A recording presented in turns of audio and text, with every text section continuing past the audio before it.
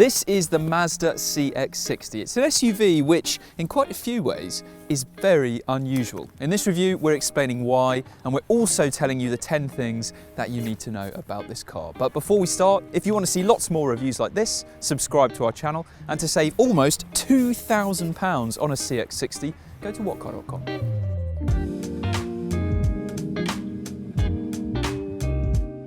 Now, Mazda already has a fully electric car in its lineup. That is the Mazda MX-30. But this is the Japanese manufacturer's first plug-in hybrid. And the CX-60 is built on an all-new platform. It's also the most expensive Mazda that you can buy. So not only does it sit above the CX-5 in terms of pricing, but also in terms of size, so it's a little bit bigger than that car. We're also going to have a version of this called the CX-80, which is going to be bigger again and available with 7 seats, and there's also going to be a CX-70 and a CX-90, but those two models aren't actually going to come to the UK. Now, what makes the CX-60 pretty unusual is the fact that you can get it as a plug-in hybrid, but you can also have it with 2 new massive petrol and diesel engines, which is not something we've been able to say about many new cars recently. The CX-60 counts the plug-in hybrid Toyota RAV4 as really its main direct competitor, but the pricing of this car also pushes it up against some premium rivals like the plug-in hybrid versions of the Audi Q5, the BMW X3 and the Lexus NX. And to be honest, sat in here, this interior does not feel out of place at all compared to those other very impressive interiors that it's up against. So you've got really nice, soft, squidgy materials everywhere.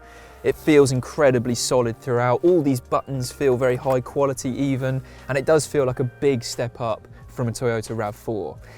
But this isn't massively different from the interior that you get in a Mazda CX-5, which is quite a bit cheaper than this car.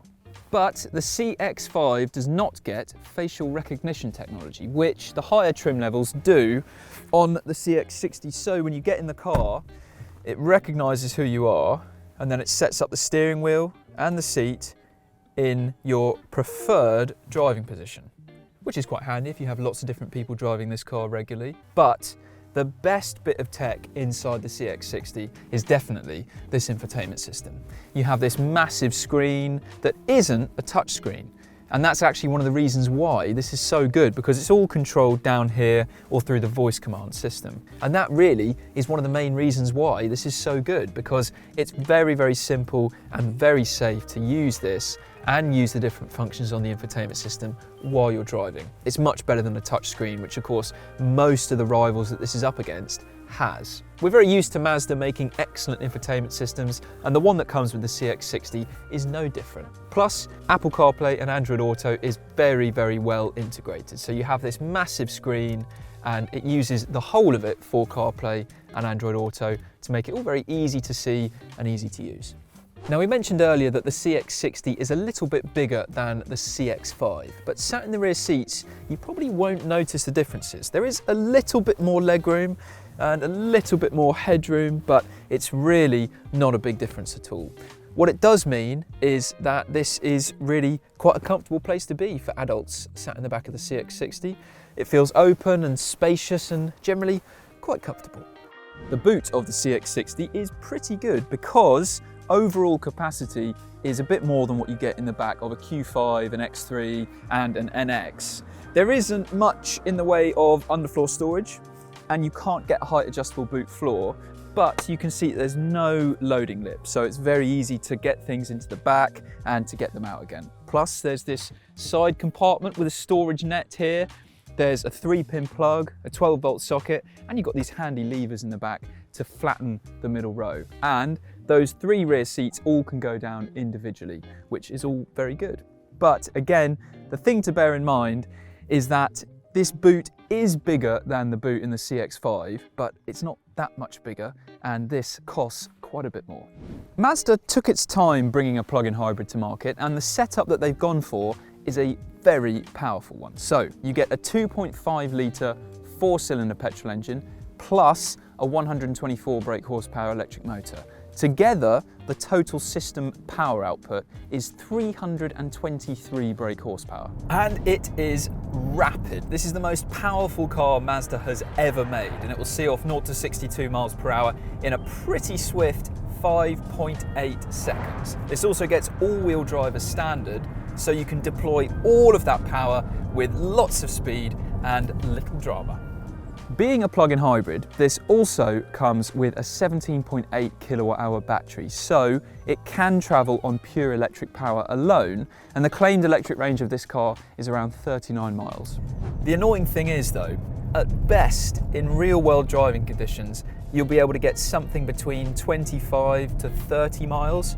And the actual range it will manage from a full charge isn't particularly amazing compared to this car's rivals. A Lexus NX and a RAV4 will both travel further on pure electric power. So it does seem a shame that Mazda really took its time bringing a plug-in hybrid to market, but aside from the pace, there's nothing much that stands out. Now, we mentioned earlier that Mazda can be pretty unusual in the way that it goes about things, and that is evident with the choice of power that you have for the CX-60. So you have this plug-in hybrid setup, but you also have two new engines. And the reason this is particularly strange is because for most manufacturers, their engines have been getting smaller and smaller or disappearing completely and being replaced by batteries. But with the CX-60, you can have a new 3.3 litre diesel or a new 3 litre petrol, and both have 6 cylinders.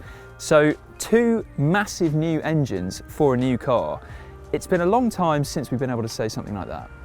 So far, we've driven the diesel. It's available in 2 different states of tune, the pick of which is the entry-level eSkyactiv D200. It's the cheapest option, but it's still punchy enough and easier to recommend than the pricier plug-in. The other diesel option gets more power and all-wheel drive, and the petrols will be available later on in the year. So what is the rest of the CX-60 package like on the road? To be honest, it's a little bit disappointing because, as we've already said, this is a very nice interior and it makes this feel like a luxurious product until the moment you start driving it, because the ride on this thing is really, really firm. In that respect, it definitely does not feel like a luxury product. It's quite busy, it's pretty harsh, and it's just generally annoying and slightly uncomfortable. There are quite a lot of other plug-in hybrids and certainly lots of other SUVs that ride better than this CX-60. The handling is okay though. It stays relatively flat through corners and this steering is fairly nicely weighted, but even that isn't particularly amazing, certainly by the standards of this class. And the refinement of the engine also isn't really that impressive either. So yes, when you're just using electric power, things are quiet, things are smooth, but the petrol engine is really quite noisy. And if you're revving hard, then it can sound pretty gruff. The good news is that while the CX-60 might not be among the best cars in the class on the road, it is quite a bit cheaper than the premium rivals that it's up against. So this is priced more in line with the Toyota RAV4. And like that car, it is very well equipped as standard. So even on the entry-level trim, you get a leather interior, heated seats, an electrically powered tailgate, and cruise control. What's a bit more disappointing though is the very standard 3-year or 60,000 mile warranty. But on the flip side, Mazda does have a pretty good reliability record anyway. The single best thing about the Mazda CX-60 is this interior. It's high quality and comes with a brilliant infotainment system. The worst thing about the CX-60 is the ride. It's a luxurious thing to sit in until you start moving. So the CX-60 might have ambitions to take on more expensive premium rivals, but the difference in quality between this car and them is pretty noticeable, especially on the road. But as a cheaper alternative, the top drawer interior is a real standout for this car. So it might not be the best plug-in hybrid or the best SUV, but it still has its strengths. For more information on the CX-60 and to get a big saving on one, go to whatcar.com. But before you go, subscribe to our channel to see lots more reviews like this and tell us in the comments below what you think of the CX-60.